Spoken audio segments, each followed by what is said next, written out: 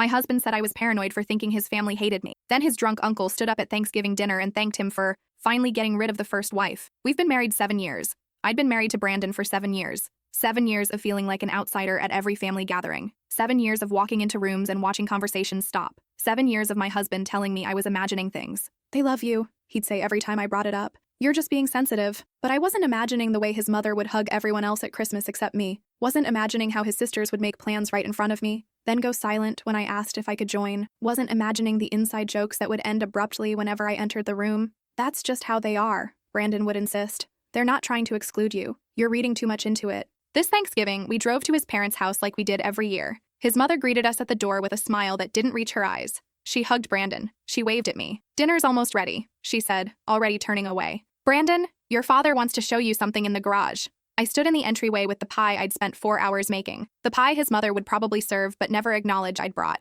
In the living room, Brandon's sisters were laughing about something. When I walked in, they stopped, smiled politely. Then one of them said she needed to check on the kids, and suddenly the room was empty. I'd lived this exact scenario dozens of times. At dinner, I sat in my usual spot, the one at the end of the table, slightly separated from everyone else. Brandon sat between his father and his brother. Across from me was his uncle, already on his 4th beer. The conversation flowed around me, stories about people I'd never met, references to events I'd never been invited to. Brandon laughed along with everyone, never once looking my way to include me. I pushed food around my plate and wondered why I kept doing this to myself. Then Brandon's uncle stood up. He was swaying slightly, his beer sloshing in his hand. "I want to make a toast," he announced. Everyone groaned good-naturedly. Brandon's uncle was known for his drunken speeches. No, hear me out," he said, grinning. "I just want to say how proud I am of my nephew. Brandon, you're a good man, a strong man." Brandon was smiling, embarrassed but pleased. "And I'm glad," his uncle continued, "that you finally got rid of the first wife. She was a piece of work, that one. Always causing problems. Always making everything about her."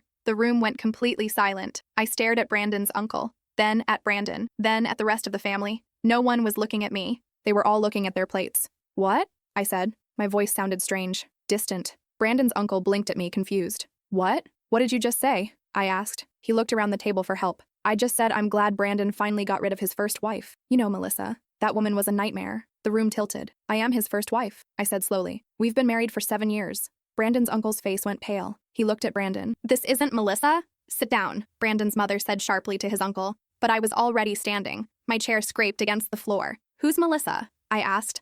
I was looking at Brandon now. "Who is Melissa?" Brandon's face had gone white. "Honey, let's talk about this later. Who is Melissa?" I repeated. His mother sighed. "She was Brandon's first wife. They were married for 2 years before you. It was a mistake. Ancient history. 7 years. 7 years of marriage. And he'd never told me he'd been married before." "You were married?" I said to Brandon. "You were married and you never told me?" "It wasn't important," he said quickly. "It was so long ago. It didn't matter." "Didn't matter?" My voice was rising. "You lied to me. For 7 years, you lied to me." "I didn't lie," he said. "I just didn't mention it." "That's lying," I said. His sister spoke up. "To be fair, we all thought he'd told you. We've been calling you Melissa this whole time." I turned to her. "What?" She looked uncomfortable. "I mean, not to your face, but like, when we talk about you. We just say Melissa because it's easier than remembering your actual name." The words hit me like a physical blow. "My name," I said quietly, "is Jennifer." "Right?" she said. "We know that. It's just a slip of the tongue sometimes." I looked around the table. At these people I'd spent 7 years trying to win over. These people who'd made me feel crazy for thinking they didn't like me. They'd been calling me by his ex-wife's name for 7 years. "Did you know?" I asked Brandon. "Did you know they were calling me Melissa?" He didn't answer. "Did you know?" I repeated. "Sometimes," he admitted. "But I figured you didn't notice. So why make it a big deal?" Something inside me snapped. I walked out of the dining room, found my coat and my purse. Brandon followed me. "Where are you going?" he asked. "We haven't even had dessert." I stared at him. "Are you serious right now?" "Look, I'm sorry I didn't tell you about Melissa, but it was a long time ago. It doesn't change anything between us." "It changes everything," I said. "How? How does it change anything? I love you. I married you. The past is the past." "The past is the past?" I repeated. "Brandon, your family has been calling me by your ex-wife's name for 7 years. And you knew. You knew and you never said anything." "Because it didn't seem like a big deal," he said, his voice rising with frustration. "They mix up names sometimes. My mother calls my brother by the dog's name half the time. It's not personal." "It's completely personal," I said. "They never bothered to learn my name. They never bothered to see me as separate from her. And you let them." "You're overreacting," he said. Those 2 words. The words I'd heard 100 times over 7 years. The words that made me feel insane. "I'm going home," I said. "We drove together," he pointed out. "Then I'll call a cab." "Jennifer, come on, don't do this. Don't make a scene." "I'm not making a scene," I said. "I'm leaving. There's a difference." His mother appeared in the hallway. "Is everything all right?" "No," I said. Everything is not all right. Look, she said, her voice taking on that patient tone people use with difficult children. I know my brother can be tactless when he drinks, but there's no need to make this into a whole thing. Why don't you come back to the table and we'll just forget this happened? Forget this happened? I said. You've been calling me Melissa for 7 years. She waved her hand dismissively. It's just a name. You're being too sensitive. There it was again. Too sensitive. Overreacting. Making things into a big deal when they weren't. My name is Jennifer, I said. And I've been your daughter-in-law for 7 years. 7 years and you can't be bothered to remember my name. 7 years and you treat me like I'm temporary. Like I'm just the next Melissa. That's not fair, his mother said. We've always been welcoming to you. I laughed. It came out bitter and sharp. Welcoming? You've excluded me from every family event you could. You've made plans in front of me and never invited me. You hug everyone except me. You talk about me like I'm not in the room. That's not welcoming. That's tolerating. You're being dramatic, she said. Am I? I looked at Brandon. Tell her I'm not being dramatic. Brandon shifted uncomfortably. Mom, maybe we should have made more of an effort. Oh, don't you start, his mother snapped at him. We've done nothing but try with her. She's the one who's always standoffish, always in a mood, always acting like we've done something wrong. Because you have, I said. You've spent 7 years treating me like I'm invisible, like I don't matter. And when I tried to bring it up, Brandon told me I was imagining it, that I was paranoid, that I was too sensitive. Brandon's father appeared now. The whole family was gathering in the hallway like this was a spectator sport. What's all this commotion? He asked. Jennifer is upset about the Melissa thing, Brandon's mother explained, as if I were a toddler throwing a tantrum over a toy. Ah, his father said. He looked at me with something that might have been pity. You have to understand, Melissa was with us for 2 years. It takes time to adjust to a new face. It's been 7 years, I said. How much time do you need? He shrugged. These things take as long as they take. I looked around at all of them. At Brandon's sisters watching with barely concealed amusement. At his brother trying not to smile. At his parents acting like I was the unreasonable one. At Brandon, standing there looking uncomfortable but not defending me. Not once defending me. I'm done, I said quietly. What? Brandon asked. I'm done with all of this. With pretending everything is fine when it's not. With letting you convince me I'm crazy for noticing how your family treats me. With being called the wrong name in my own marriage. You're upset, Brandon said. I get it. But let's just calm down and talk about this at home. There's nothing to talk about, I said. You lied to me about being married before. Your family has been calling me by your ex-wife's name for 7 years. And you knew and you said nothing. What exactly is there to discuss? Jennifer, come on, he said, reaching for my arm. You're making this into something it's not. I stepped back. Don't touch me. His hand dropped. He looked hurt, like I'd slapped him. I'm calling a cab, I said. Don't follow me. I walked out into the cold November air. My hands were shaking as I pulled out my phone. It took me 2 tries to get the rideshare app to work. Brandon came out a minute later. Jennifer, please, come back inside. We can work this out. Can we? I asked. Because I don't think we can. I think this is who you are, who they are. And I think I've been trying to pretend otherwise for 7 years. That's not true, he said. I love you. I want to be with you. Then why didn't you tell me you'd been married before? I asked. Why didn't you correct your family when they called me Melissa? Why didn't you ever, even once, stand up for me? He didn't have an answer for that. My ride pulled up. I got in without looking back. The driver glanced at me in the rearview mirror. You okay? No, I said, but I will be. I spent Thanksgiving night alone in our apartment. Brandon came home around midnight. I heard him come in, heard him pause outside the bedroom door, then heard him go to the guest room. In the morning, I made coffee and sat at the kitchen table. Brandon appeared around 8, looking exhausted. Can we talk? He asked. Yes, I said. We can talk. He sat across from me. I'm sorry. I should have told you about Melissa. I should have corrected my family when they mixed up your names. I should have stood up for you more. I nodded. You should have. I just didn't want to make things awkward, he said. My family can be difficult. I thought if I just let things go, eventually everything would smooth out. But it didn't smooth out, I said. It just got worse. And the whole time you were telling me I was imagining things. I know, he said. I was wrong. I can see that now. But we can fix this. I'll talk to my family. I'll make sure they understand you're not Melissa, that you're Jennifer, that you're my wife and they need to respect you. I took a sip of my coffee. Why didn't you tell me you'd been married before? He looked down at his hands. Because I was embarrassed. The marriage to Melissa was a disaster. We fought constantly. She didn't get along with my family. It ended badly. When I met you, I wanted a fresh start. I didn't want to drag all that history into our relationship. So you just erased it, I said. You pretended it never happened. Yes, he admitted. And I was wrong. I should have been honest with you from the start. What else haven't you told me? I asked. Nothing, he said quickly. I swear. That's it. That's the only thing. I wasn't sure I believed him anymore. Tell me about her, I said. Tell me about Melissa. He looked uncomfortable. Why? Because apparently I've been living in her shadow for 7 years, and I didn't even know it. So tell me about her. He sighed. We met in college. Got married right after graduation. We were too young, too different. She wanted to travel, have adventures. I wanted stability, a career, a family. We fought about everything. Money, time, priorities. My family loved her at first, but then she started pushing back against them, questioning their decisions, making waves. Making waves how? I asked. Just little things. he said. Like when my mother would plan family vacations without consulting us, Melissa would say we had other plans. Or when my sisters would just show up at our apartment unannounced, Melissa would tell them they needed to call first. She set boundaries. My family didn't like that. I felt something cold settle in my stomach. Your family didn't like that she set boundaries. They thought she was being difficult, Brandon said, trying to pull me away from them. Was she? I asked. Or was she just trying to have a marriage that wasn't controlled by your family? He didn't answer. What happened? I asked. How did it end? She gave me an ultimatum, he said quietly. Her or them. She said I had to choose. That I had to start putting our marriage first instead of always prioritizing what my family wanted. And you chose them, I said. I told her she was being unreasonable, he said. That you don't make someone choose between their spouse and their family. That we could work it out if she just tried harder to get along with them. But she didn't try harder, I said. No, he said. She left, filed for divorce a week later. Said she wasn't going to spend her life competing with my family for my attention. I sat with that for a long moment. And then you met me, I said slowly. And I was quiet, accommodating. I didn't make waves. I didn't set boundaries.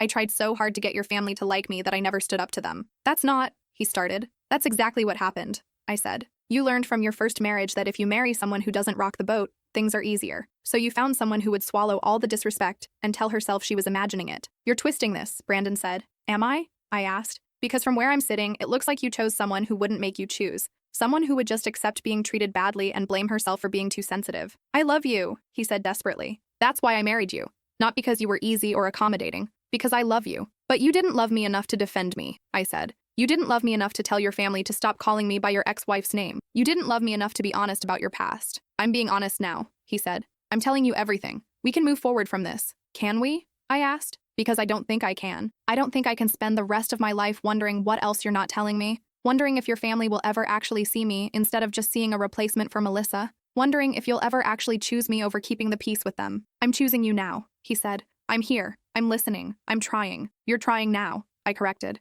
After 7 years. After I had to find out in the most humiliating way possible that your entire family has been calling me by the wrong name. You're trying now because you got caught. Not because you suddenly realized what you've been doing to me. He didn't have an answer for that either. I stood up. I need some time. I need to figure out what I want, what I can live with, and I need you to give me that space. Are you leaving me? He asked. His voice cracked. I don't know, I said honestly. Right now I'm just trying to understand how I spent 7 years of my life with someone who let me be called by another woman's name. I went to stay with my best friend Hannah. She'd been skeptical of Brandon's family from the start, but I'd always defended them. Told her she didn't understand, that they were just private people who took time to warm up. They've been calling you Melissa? Hannah said when I told her everything. For 7 years? Apparently. And he knew? He knew. Hannah's face went through several expressions. Shock, anger, disgust, finally settling on determined. You're staying here as long as you need, she said, and we're going to figure this out. Over the next few days, I started to see how much of myself I'd twisted to fit into Brandon's life. How I'd stopped mentioning my own family gatherings because his families were always more important.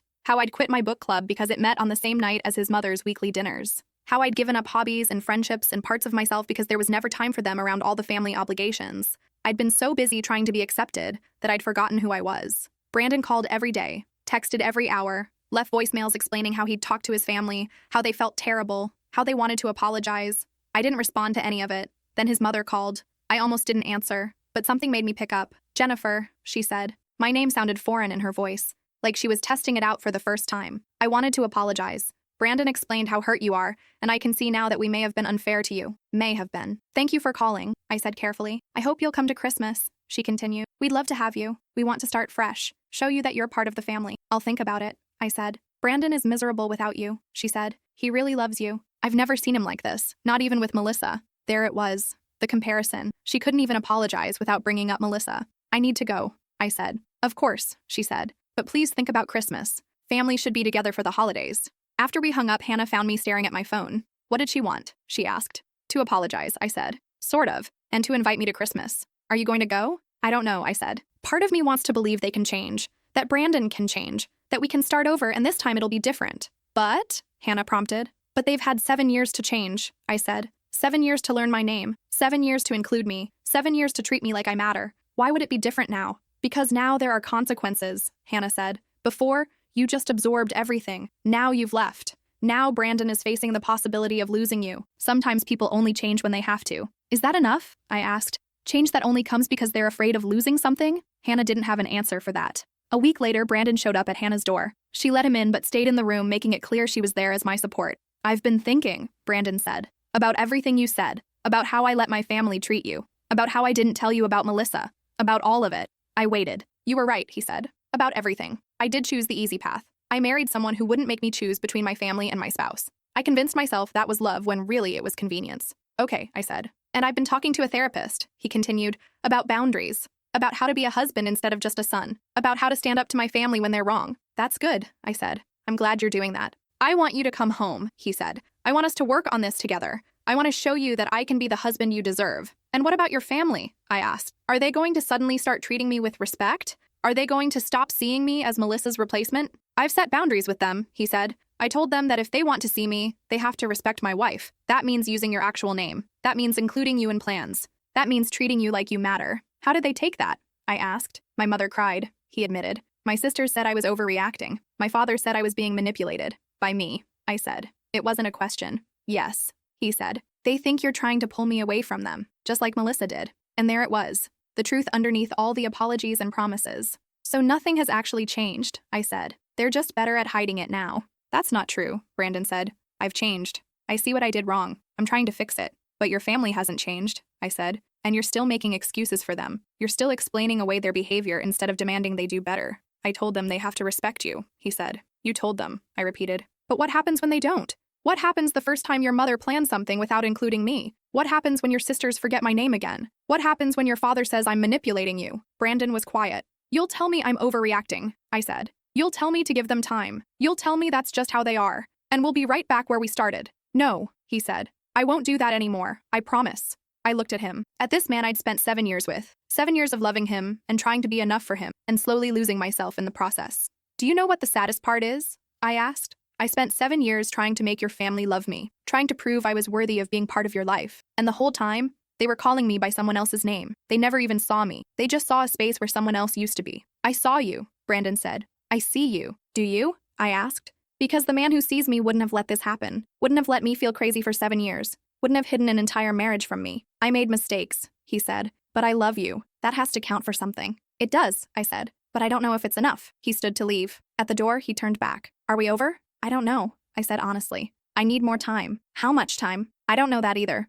After he left, Hannah sat beside me on the couch. What are you going to do? She asked. I'm going to figure out who I am without him, I said. Without spending all my energy trying to fit into someone else's family. Without twisting myself into shapes that might finally be acceptable. I'm going to remember who I was before I met him. And then? Hannah asked. And then I'll decide if I want to go back. I spent December rediscovering myself. I joined a pottery class I'd been interested in for years but never had time for. I started having weekly dinners with my own family, the ones I'd been neglecting while attending every single one of Brandon's family events. I reconnected with friends I'd let drift away. I remembered what it felt like to be Jennifer. Not Melissa, not Brandon's wife, just me. Brandon continued his therapy, continued calling and texting. He sent flowers, sent letters. He showed up at my pottery class once, watching from the doorway until I acknowledged him. I'm working on it, he said, on being better, on being the person you need. I know, I said, but you should be doing that for yourself, not for me. Christmas came. Brandon's mother called again, inviting me to dinner. I declined. Instead, I spent Christmas with Hannah and my own family, with people who knew my name, who wanted me there, who didn't compare me to someone else. It was the best Christmas I'd had in 7 years. In January, Brandon asked me to meet him for coffee. He looked different, tired, but also somehow lighter. I've been doing a lot of thinking, he said, about what you said, about everything. And you were right, about all of it. I chose convenience over partnership. I chose peace over standing up for you. I chose my family's comfort over your dignity. I nodded. Yes, you did. I told them I wouldn't be seeing them for a while, he said, until they're ready to actually apologize to you, actually acknowledge what they've done. No more excuses, no more explaining it away, real accountability. I was surprised. How did they react? Badly, he admitted. My mother said I was abandoning the family. My sister said you'd brainwashed me. My father hasn't spoken to me since. And? I asked. And I realized something, he said. For the first time in my life, I'm okay with disappointing them, because disappointing you is worse. I felt something shift inside me. Not forgiveness exactly, but recognition. That must have been hard, I said. It was, he agreed. But it was also necessary. I should have done it 7 years ago. I should have done it the first time they made you feel unwelcome. I should have chosen you over keeping the peace. Yes, I said. You should have. I know I can't take back the last 7 years, he said. I know I can't erase what happened, but I want to try moving forward, differently this time, with me actually being your partner instead of just your husband in name. I looked at him, really looked at him, at the man who'd let me be invisible for 7 years, but also at the man who'd finally chosen me over his family's approval. I need to know something, I said. If I come back, if we try again, what happens the first time your family reaches out? The first time your mother calls crying, or your father says he's disappointed, or your sisters say they miss you? Then I remind them why I'm not seeing them, he said. And I hold that boundary, even if it's hard, even if it hurts, because you're my family now. You're the one I chose, and I need to start acting like it. What about Melissa? I asked. Are there any other secrets? Any other ex-wives I should know about? He smiled sadly. No, just the one. And I told you everything about her. The good, the bad, all of it. No more secrets. I took a sip of my coffee. It had gone cold. I'm not ready to come home yet, I said. I saw the disappointment in his face, but he nodded. I understand, but I'm willing to try. I continued, slowly, carefully, with couples counseling and actual communication and real boundaries with your family. Whatever you need, he said. Whatever it takes. And if you slip back into old patterns, I said, if you start making excuses for them or telling me I'm overreacting or letting them call me Melissa one more time, I'm done. For good. No more chances. I understand, he said. And I won't. I promise. We started couples counseling the next week. It was hard, painful. There were sessions where I cried, sessions where Brandon cried, sessions where we both wanted to give up. But slowly, things started to shift. Brandon started recognizing patterns he'd never seen before, ways he'd been conditioned by his family to prioritize their feelings over everyone else's, ways he'd learned to smooth over problems instead of addressing them. And I started recognizing my own patterns, how I'd made myself small, how I'd absorbed blame that wasn't mine, how I'd convinced myself that being accommodating was the same as being loved. We were both learning to do better. In February, Brandon's mother reached out to me directly, not through Brandon, not through one of her children. She called my phone. Jennifer, she said. Again, that careful pronunciation. I wanted to speak with you, if you're willing. I'm listening, I said. I've been doing some reflecting, she said, about how we treated you, about how we made you feel, and I want you to know that I'm sorry. I waited. Apologies were easy. Actions were what mattered. I realize now that we never gave you a real chance, she continued. We were so hurt by what happened with Melissa, by feeling like we lost Brandon to her, that we decided not to get attached to you. We kept you at arm's length because we thought it would hurt less when you left too. But I never left, I said. I stayed for 7 years, and you still kept me at arm's length. I know, she said quietly. And that was wrong. We made you pay for Melissa's sins. We treated you like you were temporary when you were trying to be permanent. And we called you by her name because it was easier than admitting we'd failed you. Something in my chest loosened slightly. I don't expect you to forgive me, she said. I don't even expect you to want to see me. But I wanted you to know that I understand what we did. And I'm sorry, truly sorry. Thank you, I said, for saying that. If you ever want to talk, she said, or if you ever want to try again with us, we're here. But we'll wait for you. We won't push. We won't make demands. We'll wait until you're ready. After we hung up, I sat with it, with the apology I'd waited 7 years to hear. It felt both too late and somehow right on time. I told Brandon about the call in our next therapy session. How do you feel about it? Our therapist asked. I don't know, I admitted. Part of me wants to believe her. Part of me thinks it's just words. Both can be true, the therapist said. She might genuinely be sorry. And you might still need time before you're ready to trust that. What do you want? Brandon asked me. Do you want to try seeing them again? Eventually, I said. But not yet. I'm not ready yet. Okay, he said. Then we wait. However long you need. I moved back home in the spring, almost 6 months after Thanksgiving. The apartment looked the same but felt different. Or maybe I was different. Brandon had kept his promises. He'd maintained boundaries with his family. He'd gone to therapy. He'd done the work. And slowly, carefully, I started to trust him again. We didn't go to his family's Easter dinner or Mother's Day brunch. We spent those holidays with my family instead, and Brandon didn't complain once. This is nice, he said at my mother's house. Your family is warm. They've always been warm, I said. You just never noticed because we were always rushing off to be with yours. He nodded. I know. I'm sorry for that too. In the summer, a year after Thanksgiving, I agreed to have coffee with Brandon's mother. Just the two of us. No expectations. She looked older than I remembered, tired. She ordered tea and cupped it in her hands like she was cold despite the heat. Thank you for meeting me, she said. You're welcome. I wanted to ask you something, she said, and I want you to be honest. Can you ever forgive us? Can we ever come back from what we did? I thought about it, really thought about it. I don't know, I said finally. I think forgiveness isn't something that happens all at once. It's something you do a little bit at a time, as people show you through their actions that they've changed. So there's a chance? She asked hopefully. There's a chance, I confirmed, but it depends on you, on all of you, on whether you can actually see me instead of just seeing the space where Melissa used to be. We're trying, she said. I'm trying. I want to know you, the real you, not the version you thought we wanted you to be. Then ask me questions, I said, real ones, about who I am, what I like, what I want. Get to know me. She smiled. What's your favorite color? Green, I said, like forest green, the color of trees in summer. I didn't know that, she said quietly. I know, I said, but now you do. We talked for an hour, just talked, about books and hobbies and childhood memories, nothing deep, nothing heavy, just two people getting to know each other. At the end, she hugged me. It was the first time she'd ever hugged me. Thank you, she whispered, for giving us another chance. Don't waste it, I said. Over the next year, things slowly improved. Brandon's family made an effort, a real effort. They invited me to things and actually meant it. They asked about my pottery class. They remembered my birthday. They called me Jennifer. It wasn't perfect. There were still moments of awkwardness, Still references to Melissa that slipped out. Still old patterns that tried to resurface. But when those moments happened, Brandon didn't make excuses. He addressed them, set boundaries, reminded his family of their commitment to doing better, and I didn't make myself small anymore. When something bothered me, I said so. When I needed space, I took it. When I wanted to spend holidays with my own family, we did. I became a partner in my marriage instead of just a participant. This Thanksgiving, 2 years after the disaster, we hosted dinner at our house, both family, mine and his. I watched Brandon's mother help my mother in the kitchen, watched our families mix and mingle, watched Brandon introduce his sister to my brother and actually remember to include me in the conversation. At dinner, Brandon stood up to make a toast. "I just want to say how grateful I am," he said, "for my wife, Jennifer." He looked at me. "Who taught me that love isn't about keeping the peace? It's about standing up for the person you chose, even when it's hard, especially when it's hard." His family raised their glasses. My family raised theirs. And for the first time in 8 years, I felt like I belonged. Not because I'd twisted myself into an acceptable shape, but because I demanded to be seen as I was. After dinner, Brandon's mother pulled me aside. "I'm glad you stayed," she said. "I'm glad I demanded better," I corrected gently. She smiled. "Yes, that too." Later that night, as we cleaned up, Brandon found me in the kitchen. "Thank you," he said. "For what?" "For not giving up on me, for giving me a chance to be better, for teaching me that I had to choose you." I looked at him, at this man who'd failed me for 7 years but who'd spent the last 2 trying to do better. "Thank you for finally choosing me," I said. He pulled me into a hug. "Always," he said. "From now on, always." And I believed him, because he'd shown me through his actions, not just his words. He'd proven it by setting boundaries, by going to therapy, by standing up to his family, by putting me first even when it cost him their approval. He'd proven that change was possible, that people could grow. That sometimes love means doing the hard work of becoming someone worthy of being loved.